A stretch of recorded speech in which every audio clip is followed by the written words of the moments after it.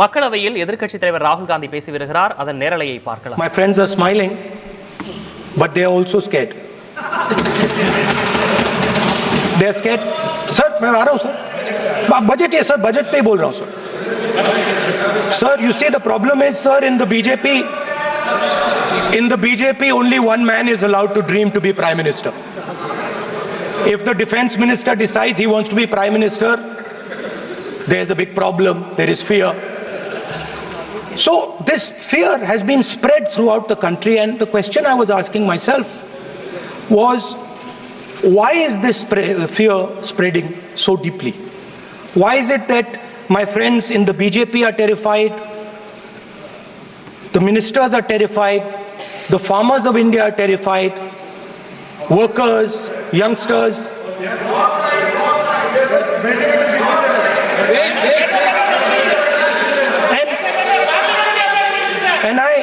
इसके बारे में मैंने सोचा, काफी सोचा, और एक जवाब मैं प्रपोज करता हूं आज. स्पीकर सर, हजारों साल पहले हरियाणा में कुरुक्षेत्र में एक युवा को, अभिमन्यु को 6 लोगों ने चक्रव्यूह में मारा था. 6 चक्रव्यूह में फंसाकर मारा था. सर, चक्रव्यूह के अंदर डर होता है, हिंसा होती है, और अभिमन्यु को चक्रव्यूह में फंसाकर, ट्रैप कर 6 लोगों ने मारा. मैंने चक्रव्यूह के बारे में थोड़ी रिसर्च की और पता लगा कि चक्रव्यूह का एक दूसरा नाम होता है पद्मव्यूह, मतलब लोटस फॉर्मेशन. तो जो चक्रव्यूह होता है स्पीकर सर, वो लोटस के शेप में होता है, कमल के फूल के शेप में होता है. 21वीं सदी में सर एक नया चक्रव्यूह तैयार हुआ है स्पीकर सर, वो भी लोटस की शेप में है सर, और उसका चिन्ह प्रधानमंत्री जी अपनी छाती पर लगा के चलते हैं. सर, जो अभिमन्यु के साथ किया गया था, जो अभिमन्यु को चक्रव्यूह में फंसाया गया था, वही हिंदुस्तान के साथ किया गया है. हिंदुस्तान के युवाओं के साथ, हिंदुस्तान के किसानों के साथ, हमारी माताओं बहनों के साथ, स्मॉल बिजनेसेस के साथ, मीडियम साइज बिजनेस के साथ. सर, अभिमन्यु को 6 लोगों ने मारा था. उनके नाम द्रोणाचार्य, कर्ण, कृपाचार्य, कृतवर्मा, अश्वत्थामा और शकुनी. सर, आज भी चक्रव्यूह के बीच में 6 लोग हैं. सर, चक्रव्यूह के बिल्कुल सेंटर में, चक्रव्यूह में हजारों लोग होते हैं सर, मगर उसके बिल्कुल सेंटर में 6 लोग कंट्रोल करते हैं. तो जैसे उस टाइम 6 लोग कंट्रोल करते थे, वैसे आज भी 6 लोग कंट्रोल कर रहे हैं. चक्रव्यूह को नरेंद्र मोदी जी, अमित शाह जी, मोहन भगवत जी, अजीत दोवल जी, अंबानी और अदानी जी कंट्रोल कर रहे हैं. प्लीज एक मिनट प्लीज. नहीं सब बोलने दीजिए. हाँ, आप बैठिए. माननीय सदस्य, आप संवैधानिक पद पर हैं. आपके कई माननीय सदस्यों ने यहाँ पर मुझे लिख कर दिया है कि जो माननीय सदस्य का सदस्य नहीं है उसका नाम नहीं लें. आपने लिख के दिया है. आपने क्या, आप उसकी पालना करना चाहते हो? स्पीकर सर, गलत. मैं माननीय स्पीकर सर, एक minute, hold on. Speaker sir, अगर आप चाहते हैं तो मैं एक मिनट मैं प्रतिपक्ष के नेता से ये तो अपेक्षा करूंगा सही कि वो सदन की नियम मर्यादा को बने, ये अपेक्षा करता हूं. आप चाहे नहीं करें, पर मैं अपेक्षा करता हूं. नहीं सर, मैं, अगर आप चाहते हैं सर, मैं NSA का और अदानी और अंबानी का नाम इस लिस्ट से निकाल देता हूं. फिर माननीय सदस्य, अगर आप चाहते हैं सर. प्लीज, मैं नहीं चाहता. सदन के नियम प्रक्रियाओं से सदन चलता है. अगर आप कहते हैं मैं निकाल देता हूं. नो, मैं 3 ही नाम यूज करूंगा. नहीं माननीय सदस्य, नहीं कहा. और आप वीडियो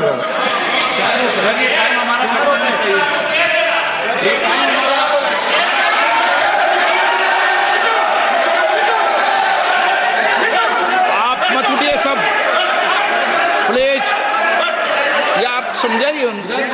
हाँ, आप Speaker sir, the Chakravyuh that has captured India has three forces behind it. First is the idea of monopoly capital, that two people should be allowed to own the entire Indian wealth. So one element of the Chakravyuh is coming from the concentration of financial power. The second element, sir, मैं budget को explain कर रहा हूँ sir, मैं आ रहा हूँ, वहीं आ रहा हूँ sir. So one element is financial power. The second element is the institutions, the agencies, CBI, ED, Income Tax Department of this nation, and the third is the political executive.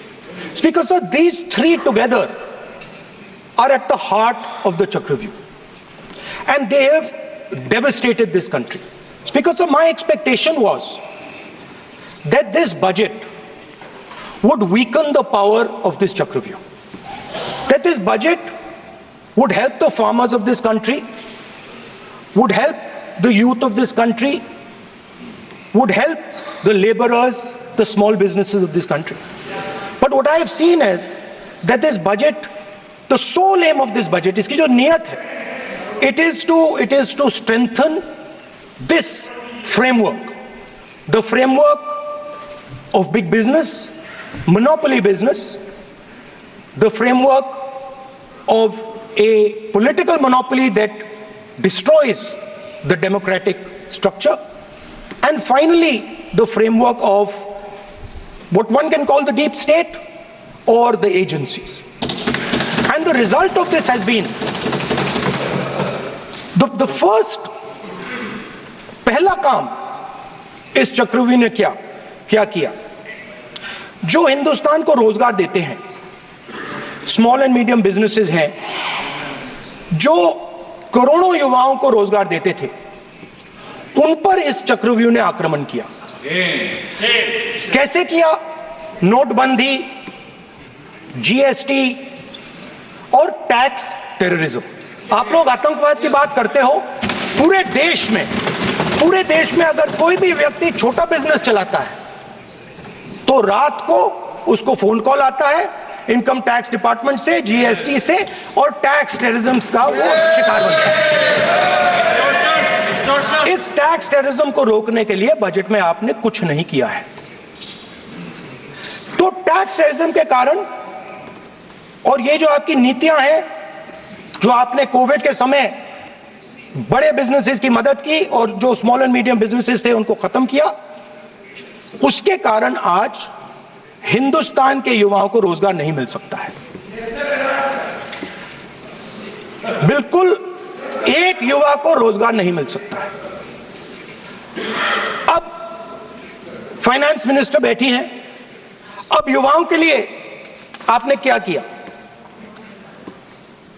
Budget में आपने internship programme की बात करी, और यह शायद एक मजाक है, क्योंकि आपने कहा कि ये इंटर्नशिप प्रोग्राम सिर्फ हिंदुस्तान की 500 सबसे बड़ी कंपनियों में होगा, और 99% जो हमारे युवा हैं उनको इस इंटर्नशिप प्रोग्राम से कुछ लेना देना नहीं, कोई फायदा नहीं होने वाला है.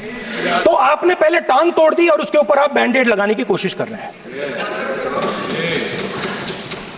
मेन मुद्दा आज युवाओं का एग्जाम पेपर लीक है. जहां भी हम जाते हैं, आपने बेरोजगारी का चक्रव्यूह बना दिया इनके लिए, और जहां भी हम जाते हैं वो कहते हैं देखिए बेरोजगारी है मगर पेपर लीक भी होता है. तो आपने एक साइड पेपर लीक चक्रव्यूह, दूसरी साइड बेरोजगारी चक्रव्यूह. पेपर लीक मैं आपको बताता हूं 10 साल में 70 बार हुआ है. अगर आप जानना चाहते हैं, 10 साल में 70 बार हुआ है. तो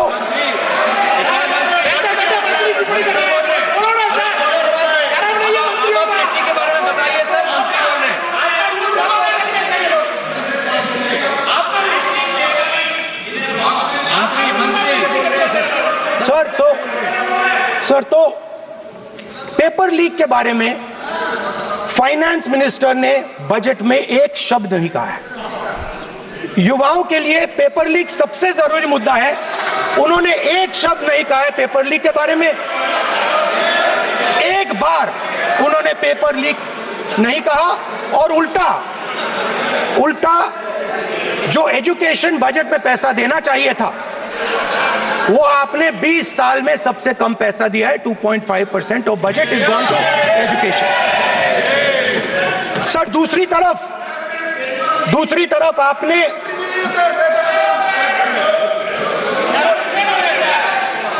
आपकी नहीं मानते सर, ये रनिंग कमेंट्री कर रहे हैं लॉ मिनिस्टर नहीं है आपकी सर। दूसरी तरफ पहली बार सेना के जवानों को आपने अग्निवीर के चक्रव्यूह में फंसाया। सही बात। इस बजट में अग्निवीरों के पेंशन के लिए 1 रुपया नहीं है। आप अपने आप को देशभक्त कहते हो, मगर जब अग्निवीरों की मदद करने की बात आती है, जवानों को पैसा देने की बात आती है, तो बजट में आपको 1 रुपया नहीं दिखाई देता। उनकी पेंशन के लिए 1 रुपया आपने नहीं दिया। तो उनको आपने अग्निवीर के चक्रव्यूह में फंसाया। उसके बाद सर, जो अन्नदाता हैं वो चक्रव्यूह से निकलने के लिए, आपके चक्रव्यूह से निकलने के लिए जो आपने बनाया 3 काले कानून, जमीन अधिग्रहण बिल को आपने कमजोर किया, उनको आप सही दाम नहीं देते हो। इस चक्रव्यूह से निकलने के लिए उन्होंने आपसे सिर्फ एक चीज मांगी है, 2 चीजें नहीं मांगी है, सिर्फ एक चीज मांगी है। उन्होंने कहा है कि हमें लीगल गारंटीड एमएसपी दे दो। आपने उनको बॉर्डर पे बंद कर दिया, रोक दिया, आज तक रोड बंद है। आप उनसे बात करने को तैयार नहीं है। वो यहां आए, मुझसे मिलने आए, आप उनको अंदर नहीं आने दे रहे। माननीय सदस्य, आप सदन में असत्य नहीं कहे। आप वो सर, आप, एक मिनट, हाँ चलिए, चलो,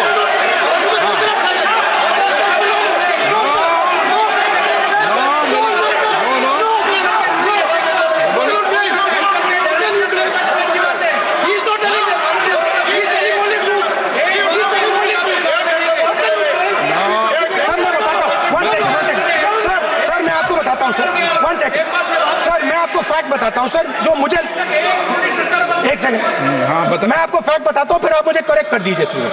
स्पीकर सर, फार्मर्स का डेलीगेशन नहीं सर, मैं आपको फैक्ट बताता हूं। पर आपके माननीय सदस्यों को कह दें वो सदन पर आरोप नहीं लगा है। रिपोर्ट से बोलता हूं मैं, बिना रिपोर्ट के नहीं बोलता हूं। बोलिए, उनको बोलने दीजिए, आप बोलने दीजिए उनको, बोले, वो बोले, बताएं, मैं बताऊंगा। Speaker sir, 1 second. Speaker sir, मैं आपको बताता हूं जो मुझे मालूम है। स्पीकर सर, मैं आपको बताता हूं। बैठिए। स्पीकर सर, हुआ क्या, वहां पे सर मुझसे मिलने एक फार्मर का डेलीगेशन आया। मुझे बताया गया कि फार्मर के डेलीगेशन को अंदर नहीं आने देंगे। मैं उनसे मिलने जब गया तब उनको अंदर आने दिया गया था। सर, ये फैक्ट है सर। अब पता नहीं कोई मिसकम्युनिकेशन हुआ, वो अलग बात है, बट फैक्ट ये है कि जब मैं मीडिया के साथ वहां गया तब दरवाजे पार्लियामेंट के, संसद के उनके लिए खुले, उससे पहले वो बंद थे। ठीक है। और ये आप उनसे भी पूछ लीजिए सर। प्लीज, नो, प्लीज, एक मिनट प्लीज। आपने विषय उठाया इसलिए मैं बोल रहा हूं। ऐसे तो सदन की व्यवस्थाओं पर सवाल नहीं उठाना चाहिए। किसको आने दें, 1 मिनट प्लीज बैठिए, किसको आने दें, किसको अलाउ नहीं करने दें, ये स्पीकर का जुडिक्शन होता है। नंबर 1,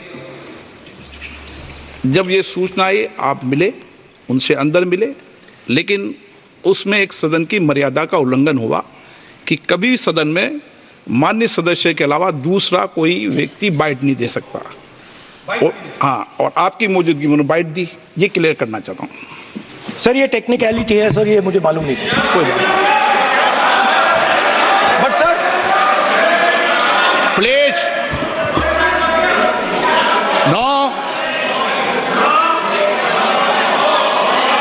माननीय यहाँ पे हीरोइंस आके बाइट दे रही है सर। आप मत बोलिए, आपके नेता बोल रहे हैं। तो स्पीकर सर, जब महिला आरक्षण आया था तो ये आपको बेटे बेटे कमेंट्री सर, हम करने का चाहते अधिकार थे। है। माननीय प्रतिपक्ष के नेता आपके बेटे बेटे सदस्य कमेंट्री कर रहे हैं, फिर वो कहते हैं कि लोग क्यों कमेंट्री कर स्पीकर रहे सर, हैं। हम चाहते थे, हमारा एक्सपेक्टेशन था कि जो अन्नदाता है, जो सरकार से सिर्फ एक चीज मांग रहा है, लीगल गारंटीड एमएसपी, हमें लगता था कि ये कोई बड़ा काम नहीं है सर, ये इतना बड़ा काम नहीं है। हमें लगता था कि अगर सरकार बजट में इसका प्रोविजन कर देती, अगर बजट में इसका प्रोविजन कर देती, तो जो हमारे किसान हैं जो चक्रव्यूह में, आपके चक्रव्यूह में फंसे हैं, वो निकल पाते। ये हमारी थिंकिंग थी, मगर आपने नहीं किया। तो मैं यहां इंडिया गठबंधन के तरफ से गारंटी देता हूं कि हम ये काम करके दिखा देंगे। जो आपने अपने बजट में नहीं किया, वो मैं हिंदुस्तान के सब किसानों से कहना चाहता हूं, गारंटीड लीगल एमएसपी हम इस सदन में पास करके आपको देंगे। स्पीकर सर, जो मिडिल क्लास है सर, वो प्रधानमंत्री को, अच्छी बात बोल रहा हूं,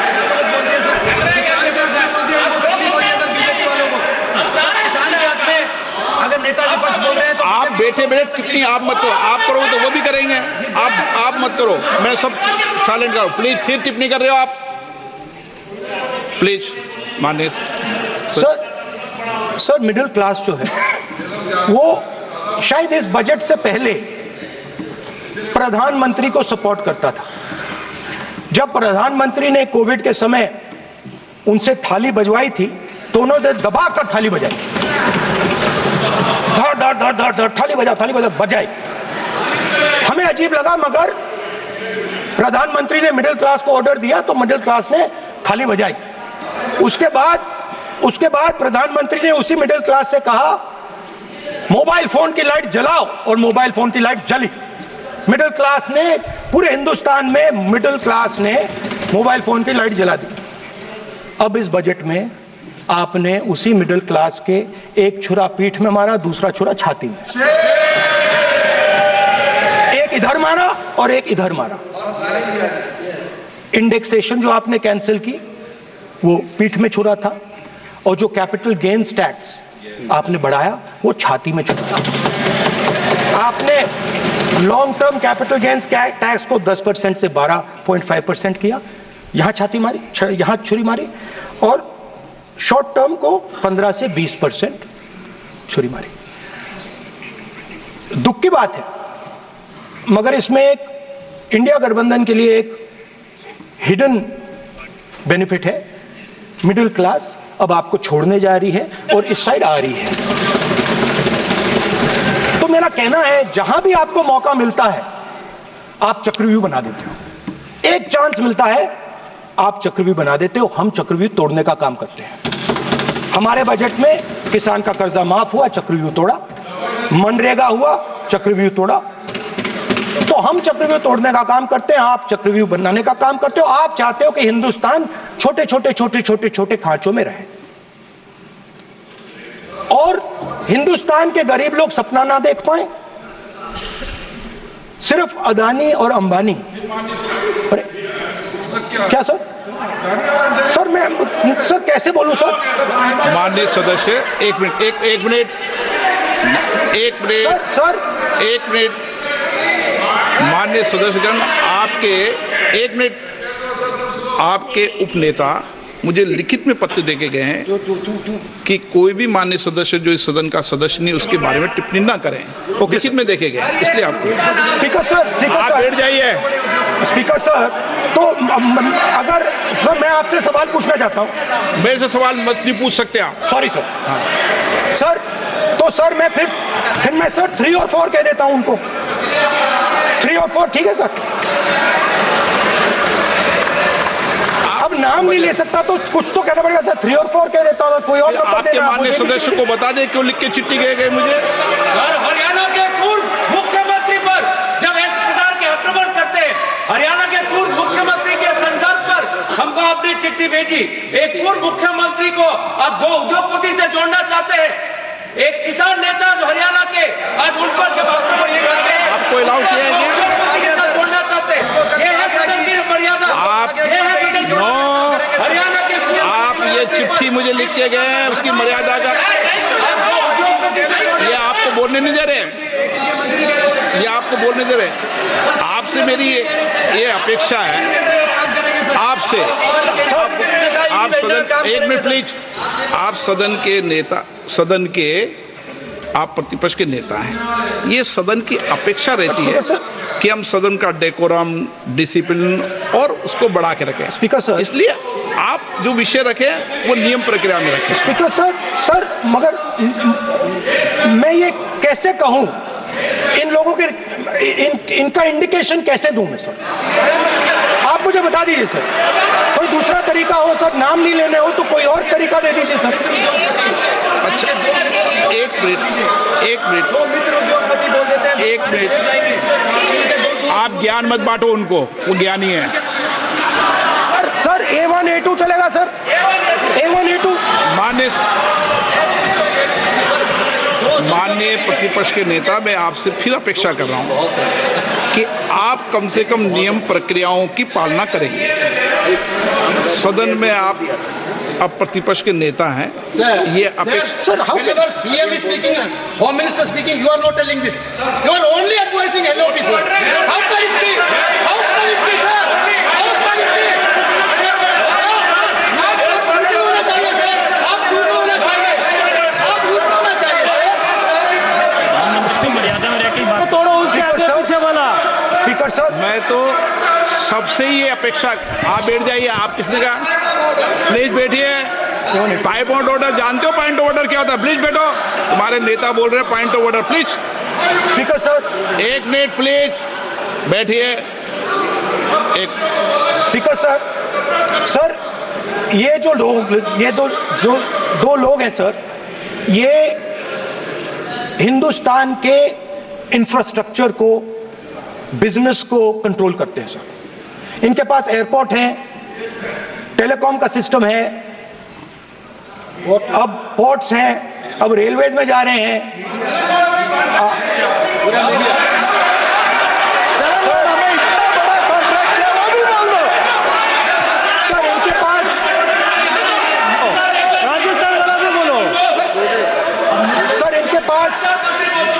इनके पास हिंदुस्तान का पूरा धन का मोनोपोली है सर।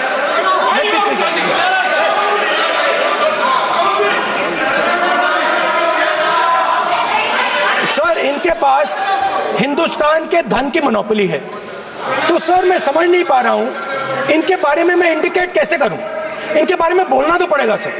अगर आप हमें कहो कि इन दोनों के बारे में आप बोल ही नहीं सकते तो वो तो हमारे लिए एक्सेप्टेबल ही नहीं है सर। हमें तो बोलना है। अब आप चाहते हो कि नाम ना ले तो कोई और सिस्टम दे दीजिए हमें। आपको संसदीय कार्य मंत्री ji, please please. No, I'm not giving. I'm not yielding. I'm not yielding. I'm not yielding. I'm not yielding. Sit down. I'm not yielding.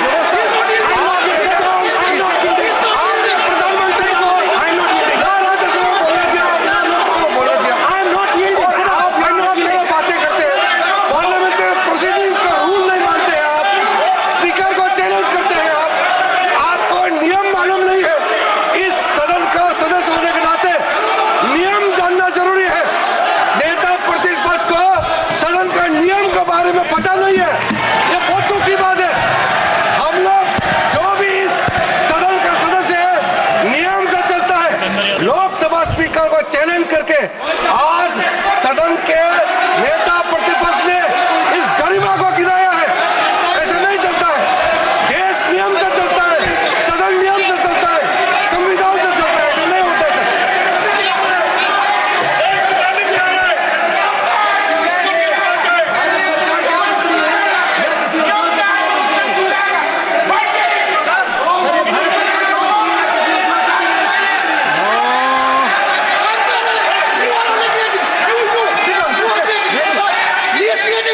You're ruining my माननीय प्रतिपक्ष के नेता, आपके सदस्य आपको नहीं बोलने देना चाहते। स्पीकर सर, डिस्टर्बेंस वो कर रहे हैं। Sir I understand sir. बैठ के टिप्पणी कर रहे हैं। सर, मैं समझता एक हूं। मिनट, वो बैठ कर टिप्पणी कर रहे हैं। कोई सदस्य खड़ा है, यही आपको डिस्टरबेंस कर रहे हैं सबसे ज्यादा। Speaker sir, Rahul Gandhi ji please, आपको नहीं बोलना है, please Rahul Gandhi. Speaker sir, मैं बात समझता हूँ।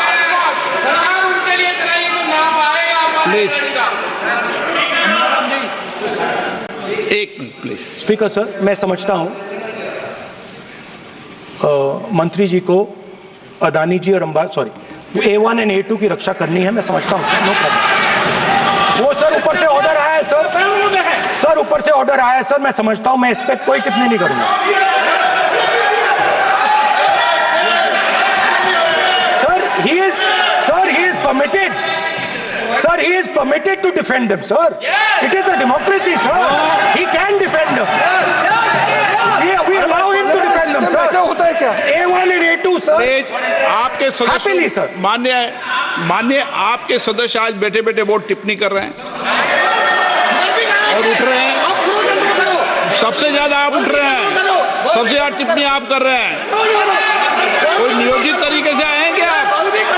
नो, मानिए। So we are happy, sir. If the minister is protecting A1 and A2, sir, it helps us only, sir. No problem. We like it, sir.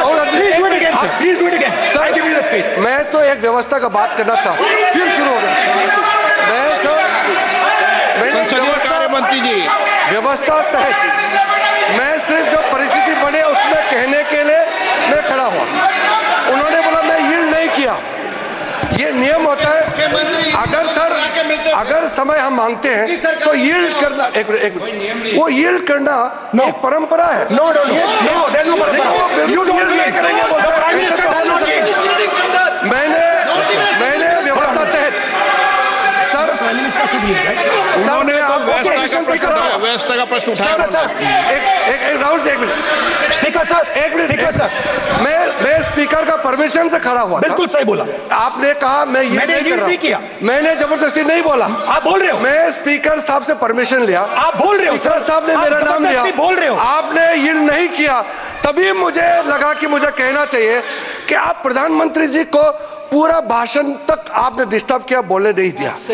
आज हम आपको यील्ड मांग रहे हैं, 10 सेकंड टाइम आप बोल रहे हैं कि हम यील्ड नहीं करेंगे। ये कौन सा परंपरा है? मैं जबरदस्ती नहीं बोल रहा हूँ, मैं तो नियम के तहत बोल रहा हूँ और स्पीकर का परमिशन से खड़ा हुआ हूँ। ये एक परंपरा होता है, एक दूसरे का इज्जत देना होता है, इतना तो कर्टसी होना होता है। Rahul ji, Sir, I will respond to that, sir. Sir, if when we raise our hand and ask for the Prime Minister and the ministers to yield, they yield, we will yield every time. Yes. The moment you yield, I guarantee you we will yield. In fact, I am ready, Speaker, sir. I am ready.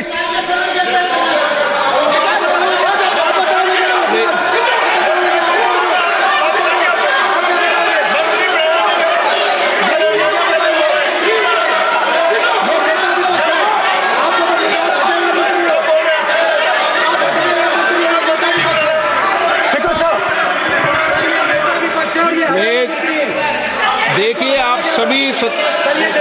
सभी लोग आप प्रतिपक्ष के नेता को disturbance कर रहे हैं और मैं आपको बार आप डिस्टर्बेंस कर रहे हैं और वेणुगोपाल जी सब जगह डिस्टर्बेंस कर रहे हैं।